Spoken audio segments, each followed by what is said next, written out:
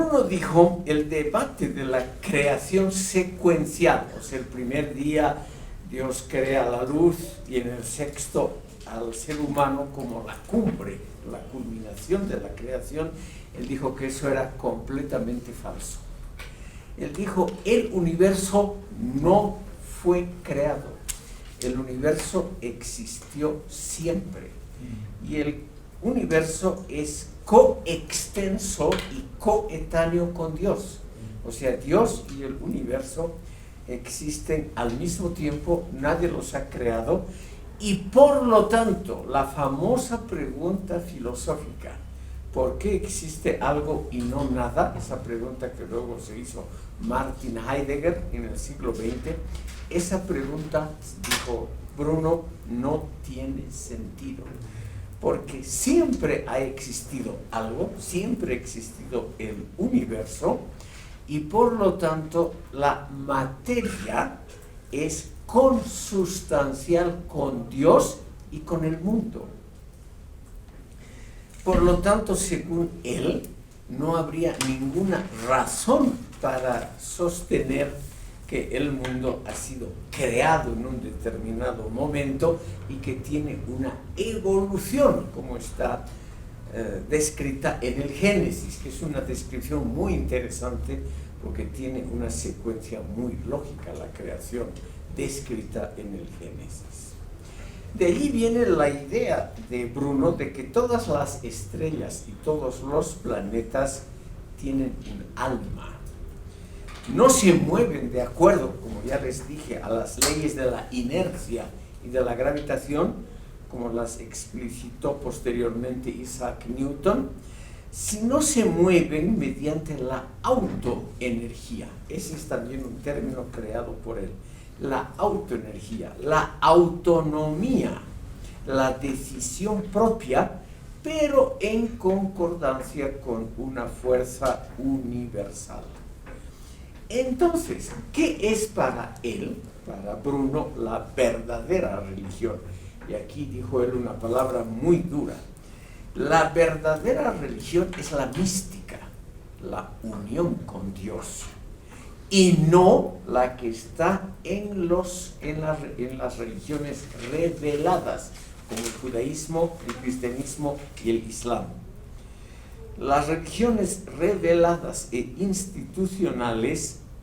institucionalizadas, claramente la Iglesia Católica, es para la gente modesta que no puede pensar adecuadamente. Dijo claramente, la religión institucional es la religión para los asnos. Este fue uno de los puntos que él se negó a retractarse y por el cual fue quemado vivo. Porque evidentemente, estimado público, suena un poco duro eso de que la religión católica sea religión para asnos. Como ven ustedes, en la historia del pensamiento también ha habido gente muy valiente, que es una virtud ética no muy usual en este mundo. Si no hay ninguna pregunta sobre estos tres filósofos que hemos tratado, pasaríamos al tema de la filosofía política renacentista. Allá al fondo, por favor. ¿Tengo el nombre de usted? No, Diego Miranda. Miranda, por favor, señor Miranda. Gracias. Esta frase que acaba de decir al cerrar su exposición, la religión es la religión de los asnos, la religión institucional. ¿En qué libro, en qué texto, en qué fuente la ha dicho para que quizás con mayor precisión podamos citarla después? Está en el último libro, que creo que lo he puesto aquí en la pizarra. Él escribió unos 20 libros, era un autor muy prolífico, pese a que no vivió muchos años. Pero él tiene, además de los furores heroicos, donde ya aparece la frase, también tiene un libro muy interesante que se llama Lo infinito, el triunfo del uno sobre los diversos otros. Lo infinito, el triunfo del uno sobre los diversos otros. Tenga usted en consideración que Bruno escribió todavía en latín. toda su obra, y que las traducciones pueden ser algo diferentes. Gracias. Estimado público, veamos ahora la filosofía política, donde aparece un autor altamente controvertido, y los puristas de la filosofía, los amantes de la preocupación solo por los textos que hablan por sí mismos, etc., pueden naturalmente sorprenderse de que hayamos incluido a Maquiavelo entre los filósofos. Pero aquí yo sigo a Bertrand Russell, en su Historia de la Filosofía Occidental le dedica un capítulo entero, y lo mismo el manual alemán más famoso de historia del pensamiento filosófico, el de Karl Vorländer, también consagra un capítulo a Maquiavelo, y van a ver ustedes que filosóficamente realmente ha sido un gran pensador. En épocas modernas ha habido dos autores que se han dedicado intensamente a Maquiavelo. Seguramente ustedes han oído hablar de Isaiah Berlin, y un ex alumno de esta carrera acaba de publicar un libro muy interesante sobre la filosofía política de Maquiavelo, con el título que está en la pizarra. Bellota. Javier García Bellota. Javier García Bellota es un alumno que es una tesis de licenciatura, recibió la máxima calificación, 100 sobre 100 en esta carrera. Y el libro fue presentado exitosamente en público, entre otras cosas porque hace una combinación entre un texto clásico y una serie televisiva actual. Tal vez ustedes, chicas y chicos modernos de este mundo donde todo ocurre mediante pantallas, han visto esta serie de Netflix que se llama House of Cards, o sea, casa o edificio de naipes, ¿ya? Y esa serie televisiva realmente es muy interesante porque nos muestra lo que es una filosofía de la vida aplicada a cuestiones políticas, que es la filosofía del realismo. Y ese es el gran mérito de Maquiavelo, el haber prácticamente fundado esta tendencia que es muy diferente a Aristóteles, a los grandes pensadores clásicos, muy diferente. Es realmente un mérito filosófico, a pesar de que Maquiavelo no estudió filosofía, mejor dicho, no pisó una universidad, sino que era un hombre de la política práctica. Pero vamos a ver primero un antecedente. Aquí sigo yo también a Bertrand Russell. Él contrapone a dos pensadores para mostrar lo que ha sido en filosofía política el advenimiento de la modernidad y del Renacimiento. Contrapone a Marsilio de Padua. Por los datos ven ustedes que es plena Edad Media, el siglo XIII. Pero al mismo tiempo este Marsilio prepara algunos de los temas de Maquiavelo. Permítanme unas palabras muy breves sobre Marsilio de Padua, solo para, como en los textos clásicos de la historia de la filosofía, se muestra esta contraposición. Marsilio de Padua era jurista y médico y tuvo que huir de Italia. Era italiano del norte de Italia, de Padua.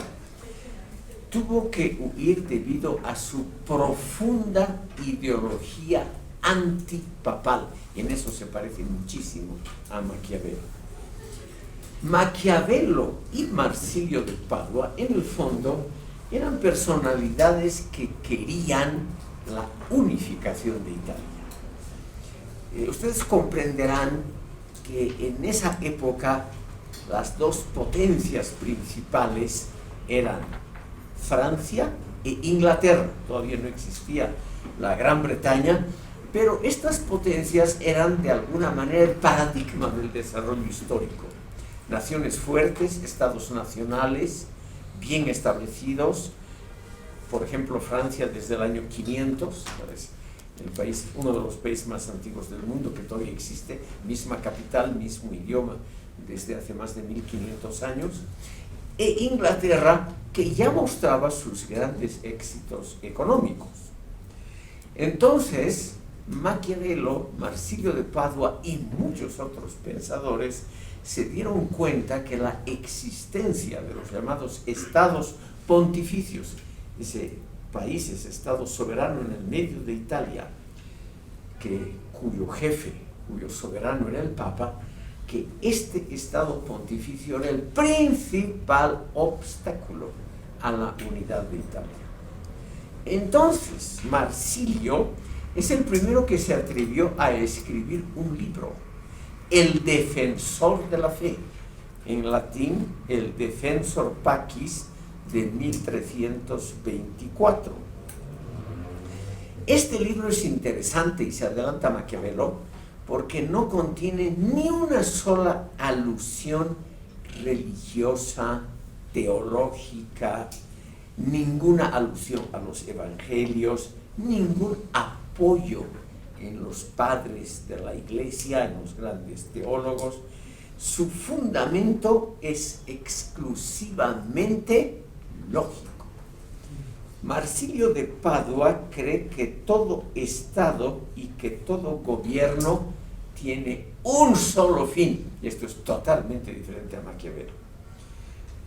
La justificación de todo Estado y gobierno es la consolidación y preservación de la paz social y la protección de los débiles.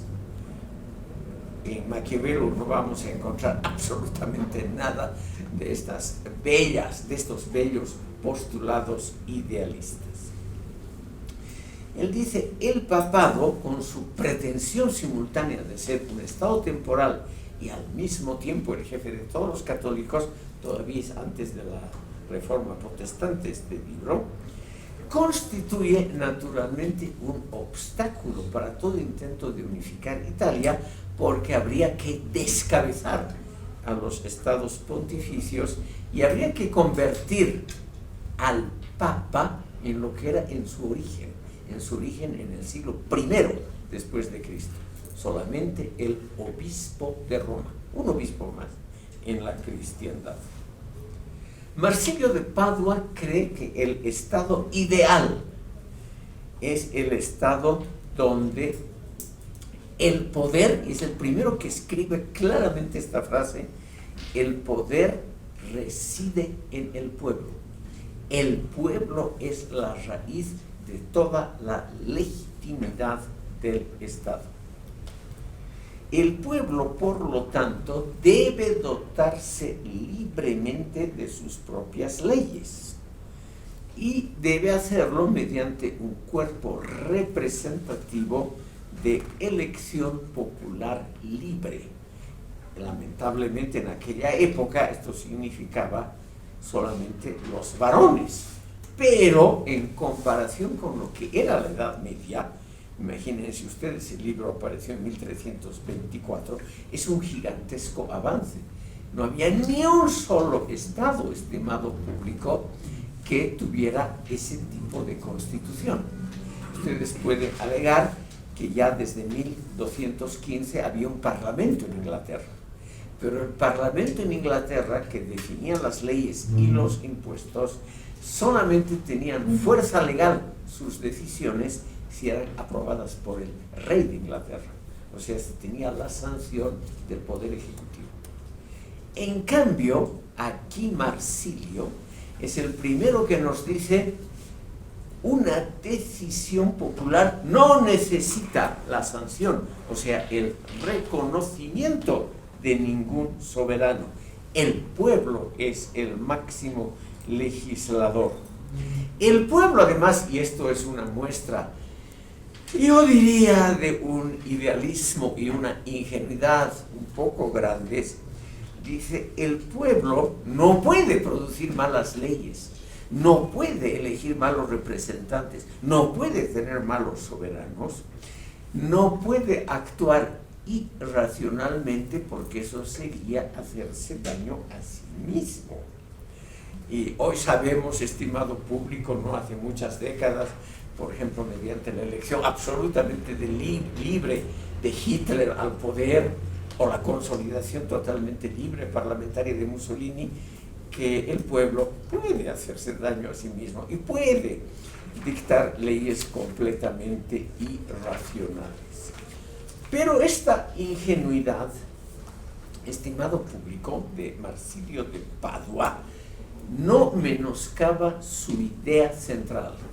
En primer lugar, hay que separar estrictamente el poder de la Iglesia de los poderes terrenales. Y la Iglesia debe dedicarse sola y exclusivamente a salvar almas. No tiene que intervenir en la vida política.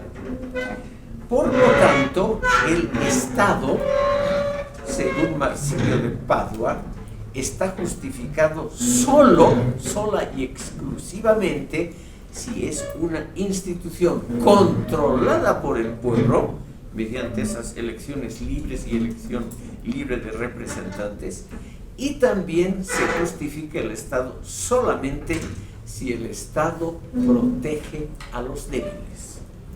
O sea, es una posición con una terminología que tal vez hoy nos parezca un poco ingenua y anticuada, pero es una posición claramente anti-elitaria.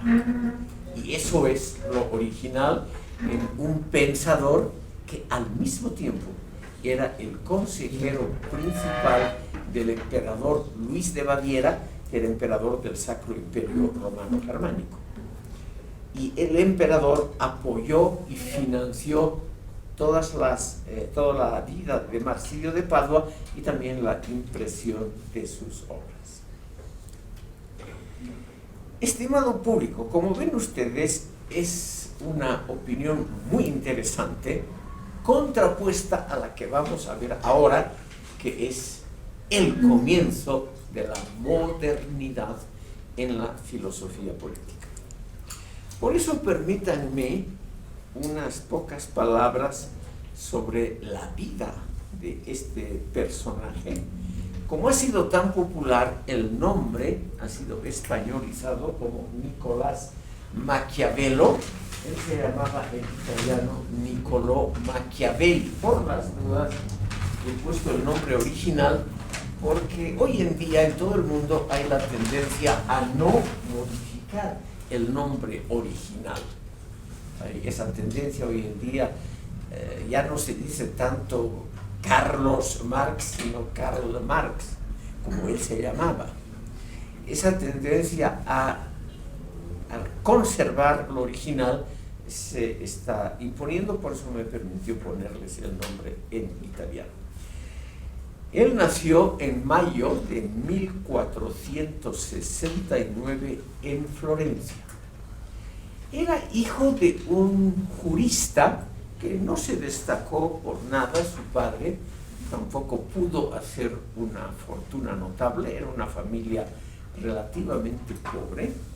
Por ello es que el joven Maquiavelo no pudo ingresar regularmente a una universidad y tampoco fue aceptado en la Academia Platónica de la familia Medici. No es que lo hayan, digamos, echado, pero Lorenzo el Magnífico, que es el que dijo esto, se dio cuenta que era muy astuto, pero que no tenía inteligencia. Entonces, aquí, estimado público, ya hay un pequeño dato sobre el trasfondo de la filosofía maquiavélica. Es una filosofía profunda, completa, muy interesante de la astucia, pero no necesariamente de la inteligencia. Entonces, aquí tenemos que, de aquí en adelante, vamos a ver la gran teoría de Francis Bacon, esa diferencia entre inteligencia y astucia. Tenemos que considerar que de aquí en adelante se ha diferenciado entre la astucia práctica y la inteligencia creadora. La última, la inteligencia creadora, no sirve para la vida política, no sirve para hacer negocios, no sirve en una palabra para la vida práctica, pero ennoblece el espíritu. Pequeño consuelo que nos queda, ¿no es cierto? Pequeño consuelo. Lo ideal, estimado público, sería que ustedes desarrollen también la astucia práctica, sobre todo algunos de ustedes que con cierta seguridad se van a dedicar a la vida política.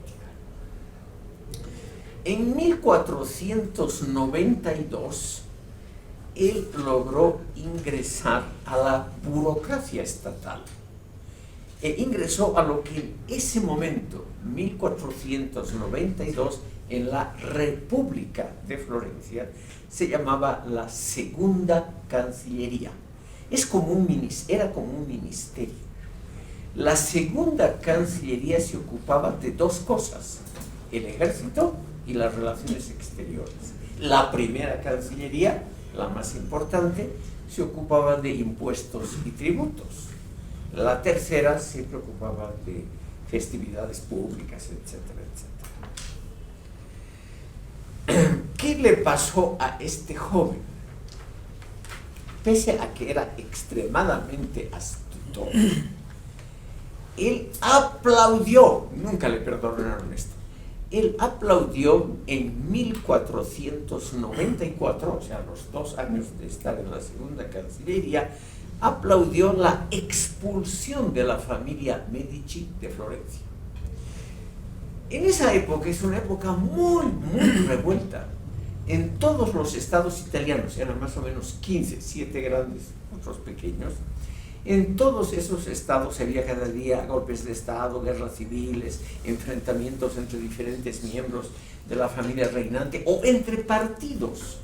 Por ejemplo, siglos antes, en la misma Florencia, lo habían expulsado al máximo poeta que ha dado Italia, Dante Alighieri, porque él pertenecía a una fracción política, los güelfos negros, que habían perdido una elección casual.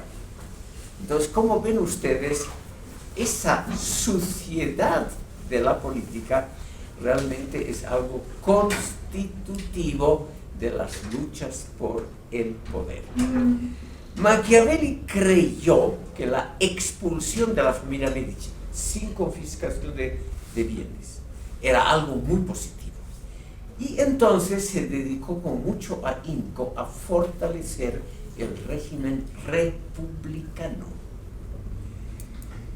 En 1498, Maquiavelo llegó a ser máximo director de esa Segunda Cancillería, lo que hoy llamaríamos un ministro de Relaciones Exteriores, y sobre todo, lo más interesante, le tocó una época de grandes viajes. Ustedes deben imaginarse ese fin de la Edad Media y principio de la Edad Moderna, todavía una época en que muy poca gente viajaba. Los viajes eran muy caros, muy difíciles de organizar y muy peligrosos. O sea, la gente, para decirlo muy claramente, cultivaba una visión provinciana del mundo. Creía que su pequeña provincia era el centro del mundo. Él estuvo en Francia, en Austria, en Alemania, en muchas regiones de Italia, y ahí se hizo amigo del hijo del Papa, el famoso César Borgia, Cesare Borgia, que comandaba los ejércitos del Estado pontificio, y que sirvió prácticamente de modelo, junto con el rey Fernando el Católico de Aragón, sirvió como ejemplo para el príncipe. Pero de todas maneras, Maquiavelo era un gran observador, y él notó que el arte militar clásico de la época, contratar a mercenarios, que eso tenía limitaciones. Es el primer pensador, está sobre todo en su obra La Historia Florentina y los discursos sobre la primera década de Tito Livio, que son sus obras más moderadas, pero filosóficamente sin importancia. Él observó que lo importante y decisivo en una guerra moderna era la existencia de un cuerpo que sea fácilmente accesible a la propaganda oficial, no tanto al dinero. Obviamente los mercenarios cobraban relativamente bien, después de todo exponían sus vidas cada instante, entonces realmente eran gente bien pagada. Pero él se dio cuenta que los mercenarios cambiaban de bando con extremada facilidad, que no eran confiables. En cambio, soldados reclutados, él creó el servicio militar obligatorio, es el creador de esa institución. Él creó entonces una milicia nacional con ese nombre, una milicia nacional basada en el servicio militar obligatorio, y con ella tuvo enormes éxitos.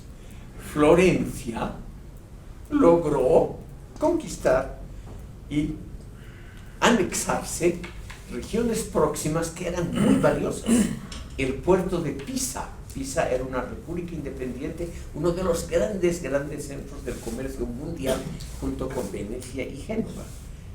Siena, Arezzo, Pistoia, etc. Todos esos principados y ciudades libres, independientes, fueron conquistadas por la milicia que creó Maquiavelo.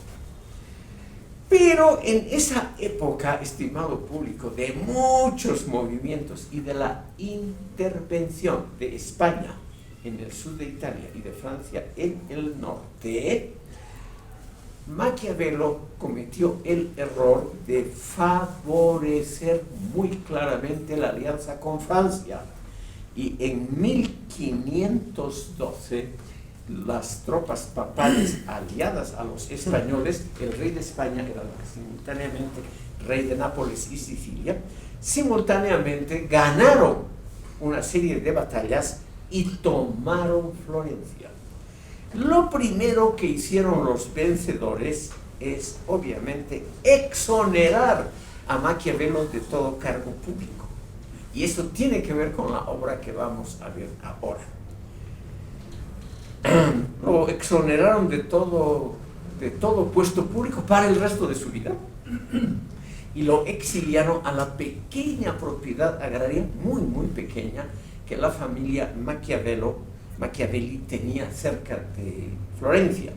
Y ahí, estimado público, obligado a no hacer nada, exiliado en su propia pequeña finca, es que él en 1513 escribió El Príncipe. Y ahora quiero referirme a la obra de Javier García Bellota.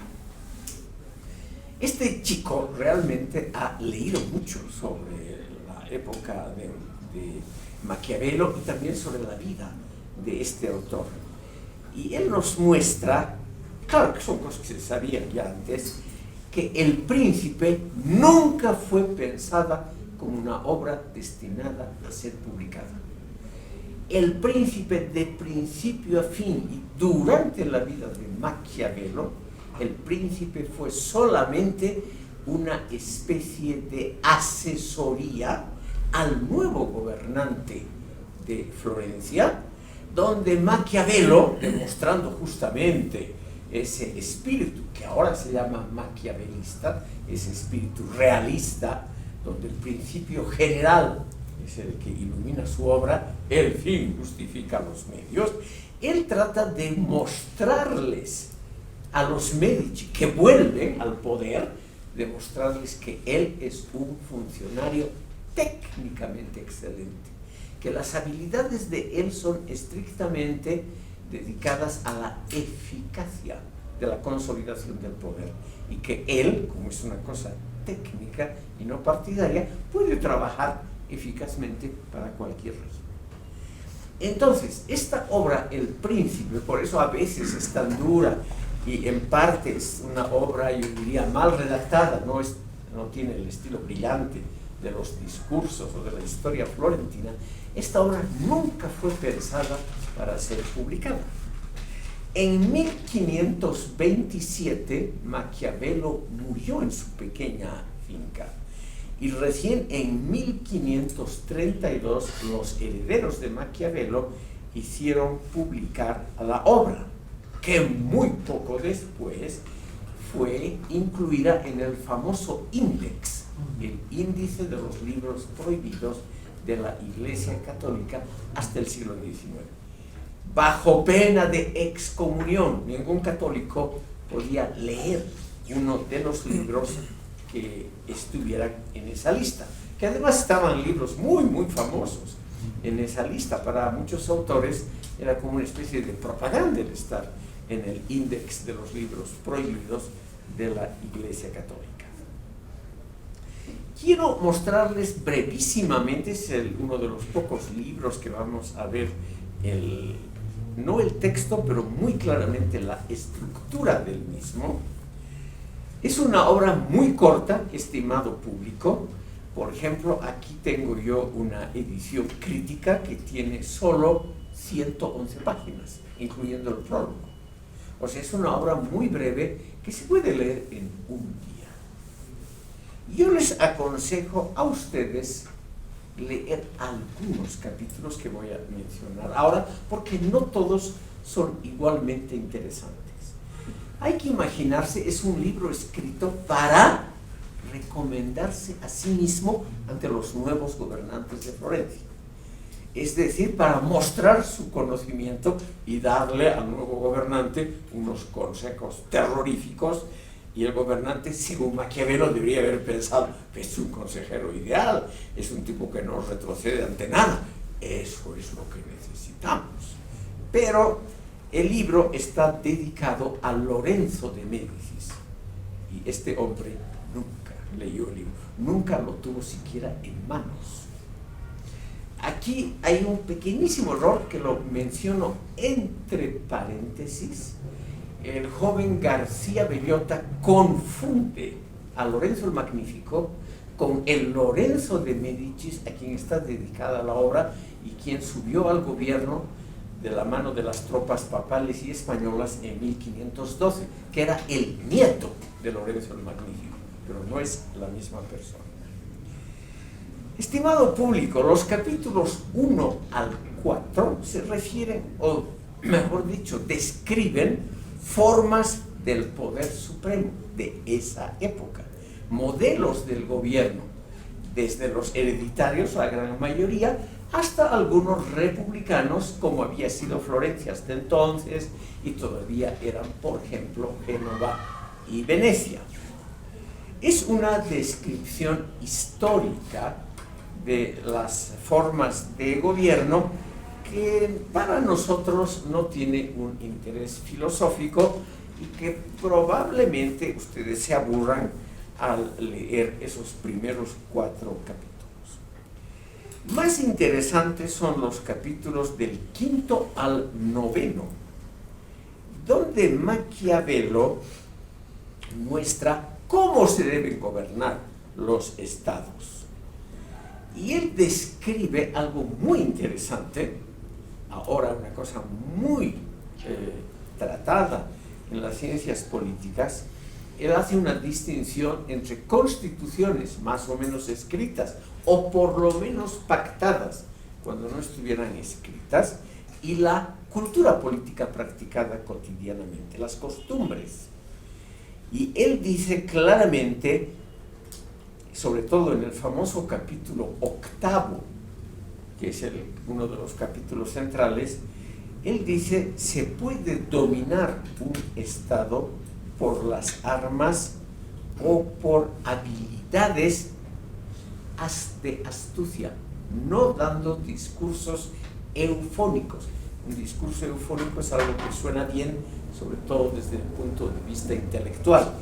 Eso nos dice Maquiavelo con muchísima razón. Y estimado público, los que se van a dedicar a la política entre ustedes, al público en general no le interesan argumentos, para nada.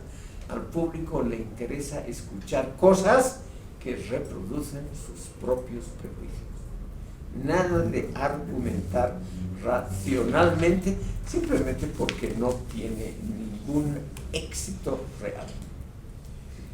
Luego están estimado público, los capítulos 10 y 11, los menos interesantes, que nos muestran formas excepcionales de modelos de gobierno, sobre todo algo que hoy ya no existe, los principados eclesiásticos. Durante toda la Edad Media y hasta la Revolución Francesa, en el centro de Europa, Alemania, Austria, Italia, han existido entidades autónomas, estados soberanos, cuyo jefe era un arzobispo u obispo local. Por lo tanto, se llaman los principados eclesiásticos. El obispo era simultáneamente el jefe del gobierno, el comandante de las fuerzas armadas, etcétera, etcétera. Cosa que hoy ha desaparecido, y Maquiavelo cree que esos principados eclesiásticos son un impedimento, un obstáculo a la unidad de Italia, y, usando un término moderno que Maquiavelo no usa, a la modernización del Estado. Él habla a la renovación del Estado. Los capítulos 12 a 14 tampoco son muy interesantes. Son los capítulos que se dedica a la organización militar. Para esa época, muy interesante. Este joven Lorenzo de Medici, el nieto, era un gobernante que no tenía ninguna de las cualidades de sus antepasados e hizo un gobierno pésimo en Florencia. Y encima, debido a una vida disipada, se murió muy joven. Está hoy inmortalizado porque Miguel Ángel le ha dedicado una de las estatuas más famosas en toda la producción artística del mundo, que es la estatua de este joven. Pero como gobernante era un cero a la izquierda. Maquiavelo creyó que justamente estos capítulos, del 12 al 14, los militares, son los que iban a interesar al joven gobernante para consolidar su gobierno. Para nosotros son más interesantes, o lo más interesante, los capítulos 15 a 25. Sobre todo el famoso capítulo 17, donde Maquiavelo demuestra que para un gobernante es mejor ser temido que amado. O sea, es mucho más seguro para un gobernante el infundir miedo que infundir simpatía en la población. Hoy en día las ciencias políticas tienen una opinión completamente contraria. Y el famoso capítulo 18, ese es el capítulo más famoso, que tiene un título inofensivo: hay que cumplir lo prometido. Y Maquiavelo aconseja que el gobernante no debe cumplir lo prometido, no debe ser fiel a su propio programa con que sube al gobierno, si eso molesta sus fines ulteriores. Él dice en ese capítulo: hay que aparentar, escuche bien, solo aparentar, no practicar. Hay que aparentar clemencia, fidelidad, honradez y temor a Dios, pero hacer otras cosas. Ahí también dice: se perdona más fácilmente el asesinato del padre que la confiscación de la herencia paterna. O sea, el ser humano perdona al que ha matado al padre, con tal de que el asesino o el gobierno que lo ha matado al padre no le quite la herencia paterna. Y esto, estimado público, lamentablemente es así en la mayoría de los casos. Entonces aquí vemos a un tipo que ha reflexionado sobre la naturaleza humana, sin ser filósofo, sin haber leído probablemente la mayoría de los escritos filosóficos, que en esa época ya estaban todos impresos. Maquiavelo ha desarrollado una antropología negativa.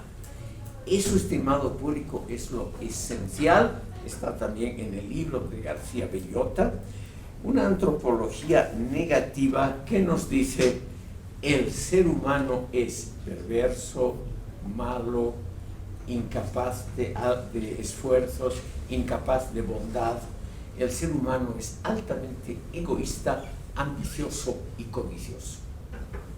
Y sobre todo, y en esto lamentablemente tiene y tuvo razón Maquiavelo, ese tipo de persona ambiciosa, codiciosa, sin escrúpulos morales, esa persona es fuertemente atraída por la política y por los asuntos públicos. O sea, los asuntos públicos atraen a lo peor de la humanidad. Ruego considerar esto, que suena muy duro, ¿no?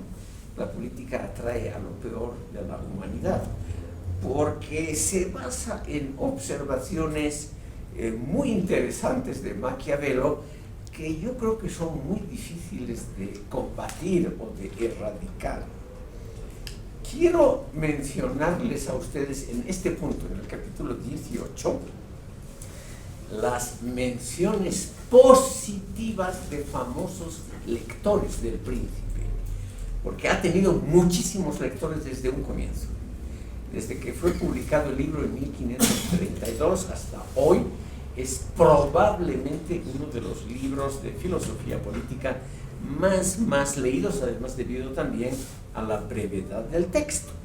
Pero fíjense ustedes en esta lista de gobernantes y de pensadores que tenían una opinión muy positiva de Maquiavelo, del capítulo 18 y de su teoría de la antropología pesimista.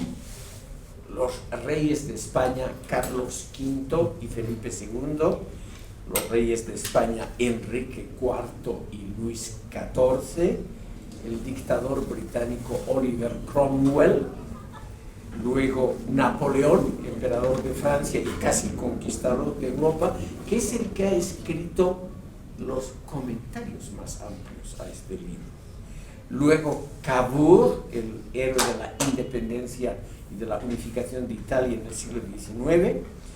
Y entre los filósofos la lista es muy notable, personas que han escrito muy positivamente sobre Maquiavelo: Herder, Hegel, Fichte, Leopold von Ranke, el suizo Burckhardt, Friedrich Nietzsche, Wilhelm Dilthey, los sociólogos Michels y Pareto y muchos otros pensadores actuales.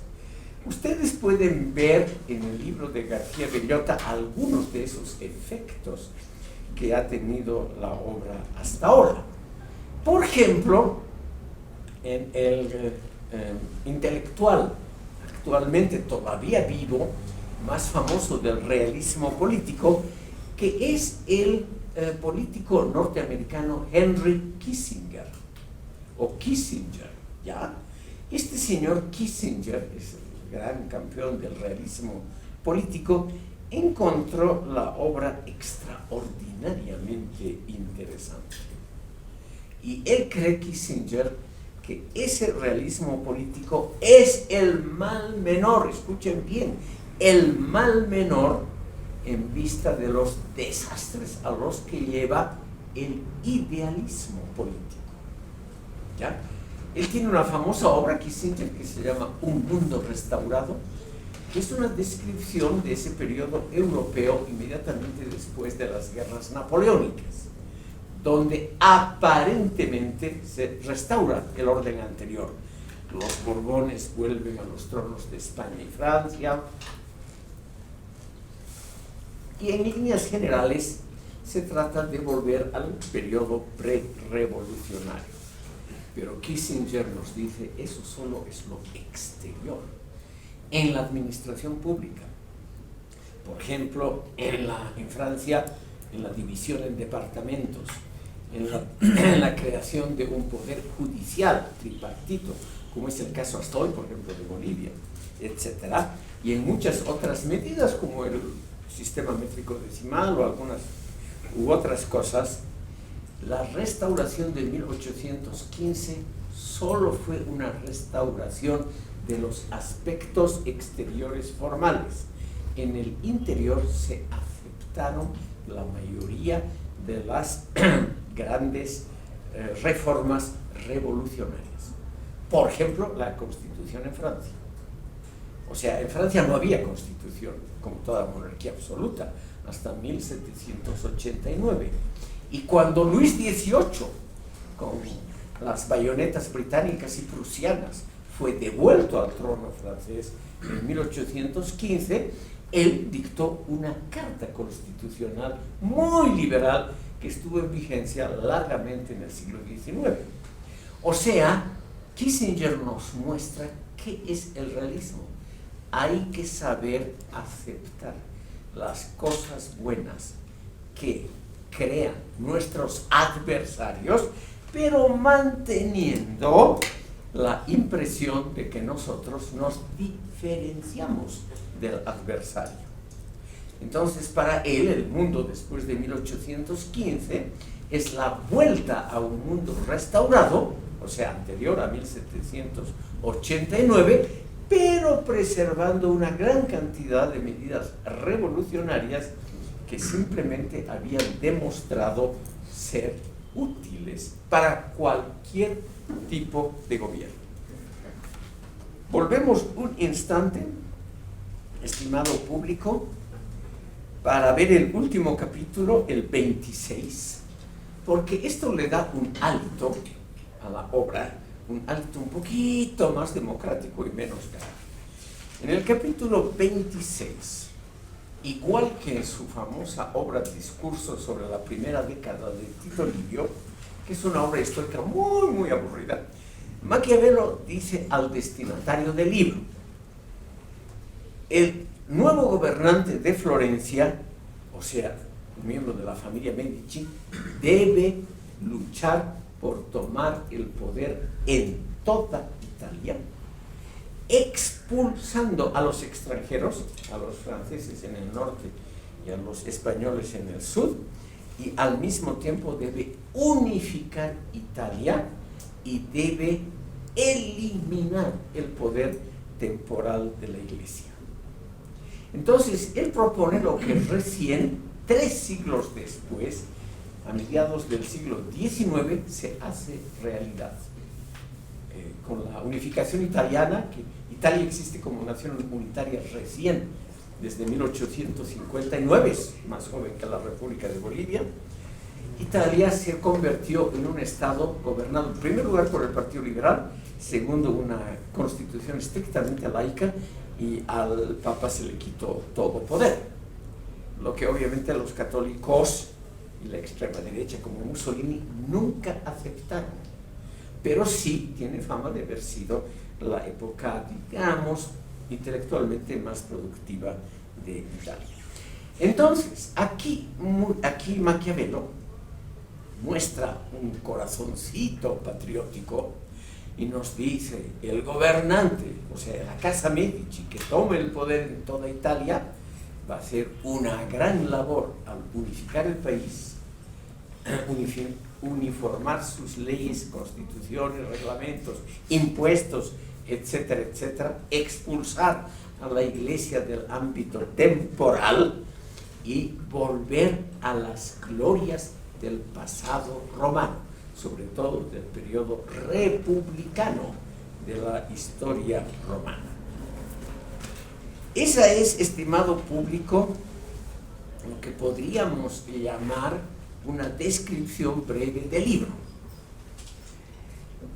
Ahora, ¿por qué se ha convertido en una obra que diferencia la Edad Media de la Edad Moderna? En primer lugar, es un canto a la racionalidad estrictamente instrumental.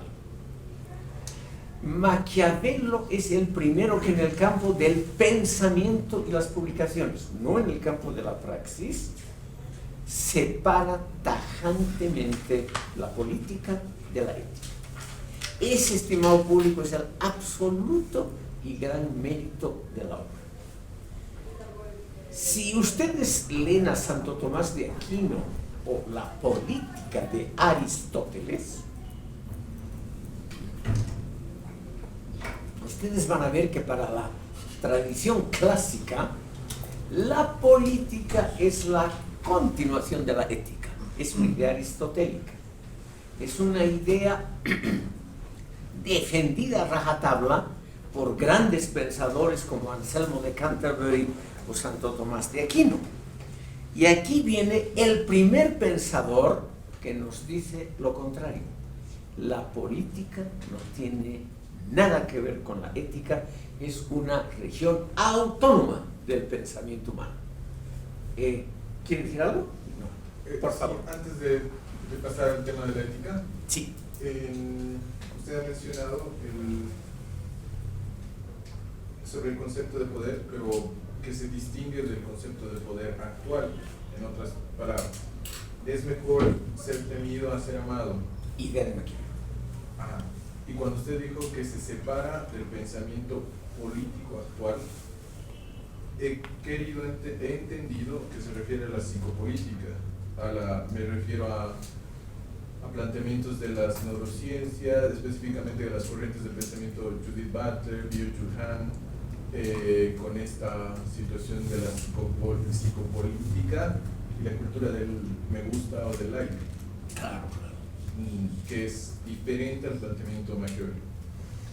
Es que hay que comprender. ¿Cómo es su nombre? Perdón, para que le ponga un... Saúl Gómez.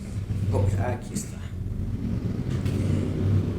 Señor Gómez y distinguido público, desde que existe el ser humano en la Tierra, los políticos han actuado de la misma manera prescrita por Maquiavelo. No hay duda que la inmensa mayoría de los políticos han actuado bajo el lema que se desprende del capítulo 18 del Príncipe. El fin justifica los medios.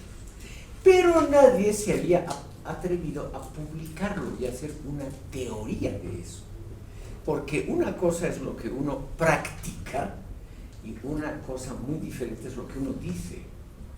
Por ejemplo, desde la vida en la pareja hasta la vida política, una cosa muy diferente son las promesas, las cosas bonitas que se dicen, los programas políticos, los discursos de los líderes, los discursos de los esposos en la vida conyugal, las promesas de fidelidad, de amor, de todas esas latas, y digo latas a propósito, porque con excepciones, que siempre hay, con excepciones, la vida práctica está regida por principios realistas que no tienen que ver con esos principios éticos, por ejemplo, de respetar lo que uno prometió.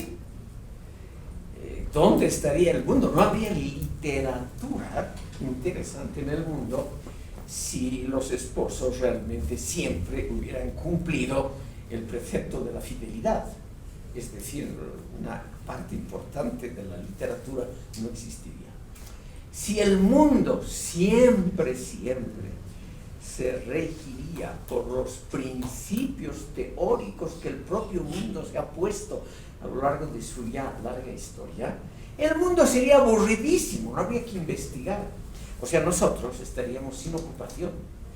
Nosotros tenemos una ocupación y nos pagan por ello, porque, como han visto los griegos al comienzo de la filosofía, hay una enorme distancia entre teoría y praxis, retórica y realidad.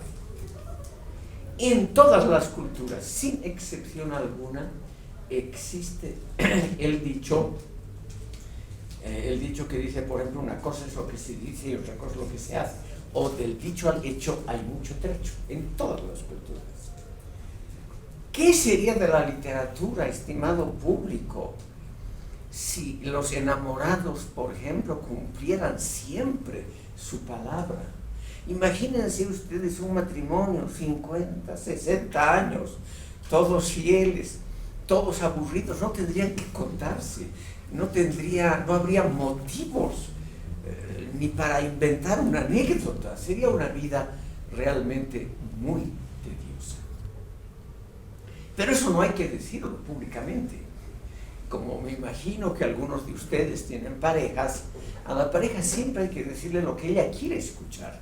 Fidelidad, amor eterno, dedicación absoluta, respeto, etcétera, etcétera. Lo mismo un buen candidato político le dice a su base electoral lo que la base quiere escuchar, no lo que la base debe escuchar. Entonces, los espejos de príncipes, o sea, libros que aconsejaban al príncipe qué es lo que tenían que hacer, 2000 años de producción. Séneca, para el emperador Nerón, le escribió el famoso libro de la clemencia, que Nerón naturalmente lo mandó quemar en el acto. Es decir, es una cosa muy usual, esos buenos consejos. El príncipe, el gobernante debe ser clemente, el gobernante debe ser una maravilla en el campo moral, debe ser un ejemplo moral, ¿no es cierto? Hoy en día, por ejemplo, se derrumban las pocas monarquías que quedan porque las familias reales no son un ejemplo de ética cotidiana. La pobre gente no puede ni divertirse porque están bajo el escrutinio severísimo de la opinión pública. Y ahí, lamentablemente, debo decirlo a las damas, la crítica feminista ha sido excepcionalmente dura e injusta. Bueno, entonces, lo que ha hecho Maquiavelo es poner por escrito cómo se actuaba, no cómo se debería actuar, sino que él ha elevado a la categoría de lo positivo la categoría de lo real. Y eso es realmente algo muy novedoso. Entonces, ¿qué ha hecho Maquiavelo? Que es lo que todos los investigadores han proclamado como el gran mérito filosófico de Maquiavelo: la autonomía del ámbito político. Aquí no valen reglas de otros campos, de otras esferas, como la religión o la moral, sino un criterio técnico. Cómo conquistar, consolidar y expandir el poder político. O sea, un criterio de eficiencia técnica. La razón instrumental en su versión más pura. Entonces, ¿qué es el gran mérito de este señor Maquiavelo? Sin saberlo, ni se dio cuenta de la hazaña teórica que realizó. Él elevó a la categoría de filosofía de la más seria la separación entre disciplinas. No es que él haya negado la moral. Él, muy inteligentemente, lo que se puede ver en las primeras décadas de Tito Livio, en sus discursos, él creyó que en el campo de la familia, de los negocios entre particulares, y en el campo del ejercicio de la religión, que él también siempre practicó, se debería seguir con lo antiguo, o sea, con las reglas clásicas de la moralidad tradicional, pero no en un solo campo, en el político. Ese campo sería autónomo y no tendría que depender de la moral, de la religión y de otras cosas. Como les dije, el único criterio que vale, según Maquiavelo, para la política es el criterio de la eficiencia técnica. Cómo conquistar y consolidar el poder político, que es sobre todo lo que está explicado en los capítulos 17 y 18 del libro El Príncipe.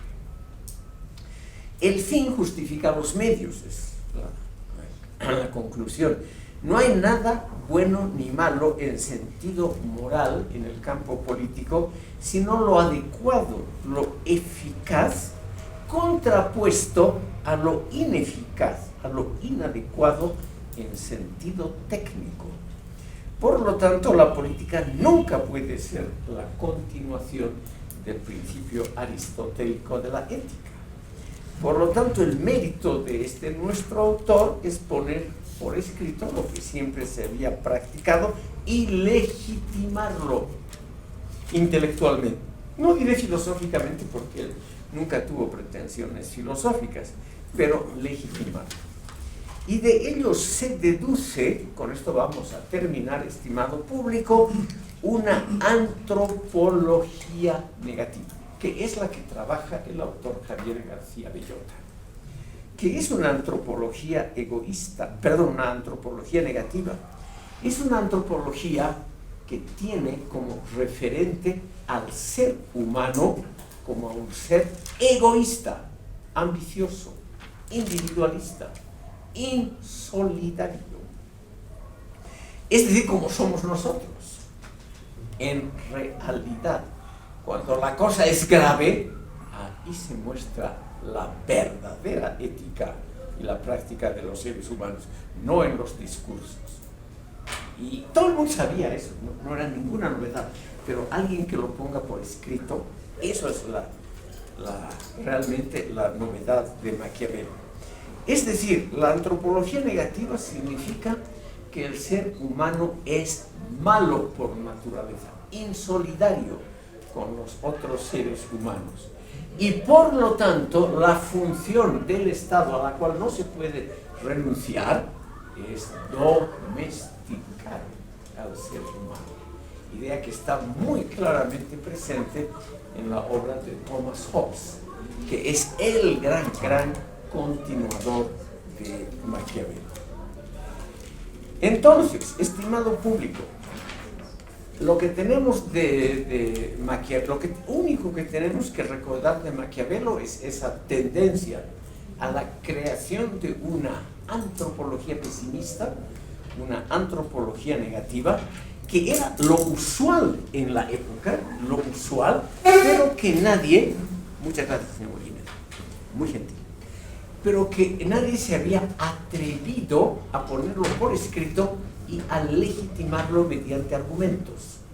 Esa es la valentía, el mérito de Maquiavelo. Si el hombre es desgraciado, cambiante, imprevisible, hipócrita, temeroso, egoísta, mentiroso, falaz, inconfiable, oportunista y volátil, todas expresiones que aparecen en los textos de Maquiavelo, nosotros tenemos naturalmente hoy una visión un poquito más amplia. Sabemos que no es 100% así. Maquiavelo pudo haber tenido razón, digamos, un porcentaje elegido al azar, el 90%. Pero obviamente nosotros, los aquí presentes en esta aula, somos la excepción. Nosotros somos buenitos, fieles, confiables, etcétera, ¿no es cierto? Los otros son los inconfiables, los malos, los perversos, etcétera. Eso también lo vio Maquiavelo, que el ser humano tiende necesariamente, además, para constituir su identidad, su fortaleza como persona y no disgregarse anímicamente, el ser humano tiende siempre a verse a sí mismo mejor de lo que es en la realidad. Y eso hacemos nosotros todos los días. Hoy se puede decir que la teoría maquiavélica, con eso concluimos, es un poco reduccionista. No todos los seres humanos son así, como él los pinta. No todos actúan solo por la consecución de intereses materiales inmediatos. No todos son hipócritas. No todos disfrazan sus actos mediante peroratas morales que nadie escucha. Pero no hay duda que en un campo, y en esto puede ser, no hay ninguna investigación empírica concluyente, puede ser que Maquiavelo haya tenido razón. Estimado público, la esfera de la política atrae lamentablemente a los peores seres humanos. No sé qué pensarán ustedes de esta terrible frase. Justamente la esfera pública tiende a atraer lo peor de nosotros. Todos los partidos son así. No es que haya excepciones, que los izquierdistas, los progresistas de esa época hayan sido un dechado de virtudes, nada, todos por igual. La política atrae a lo peor. Y según Maquiavelo, y esto puede equivocarse, es una constante antropológica, o sea, algo que pertenece a la naturaleza humana y que por lo tanto no va a variar. Estimado público, esto ha sido Maquiavelo. En la próxima sesión vamos a ver la continuación de la filosofía política del Renacimiento, pero en un campo completamente diferente, con principios éticos filosóficos muy distintos, que son las grandes utopías renacentistas. Y este es un tema muy, muy interesante porque evidentemente hasta hoy hay podríamos decir, un rescoldo, algo que ha quedado de esas teorías utopistas que son, por ejemplo, los experimentos socialistas. Entonces vamos a ver la relación, además, con el principio racionalista que poco a poco se va afianzando y también se va difundiendo en el campo político, social y cultural, no solo en el campo de las ciencias naturales. Gracias por haberme escuchado hasta aquí.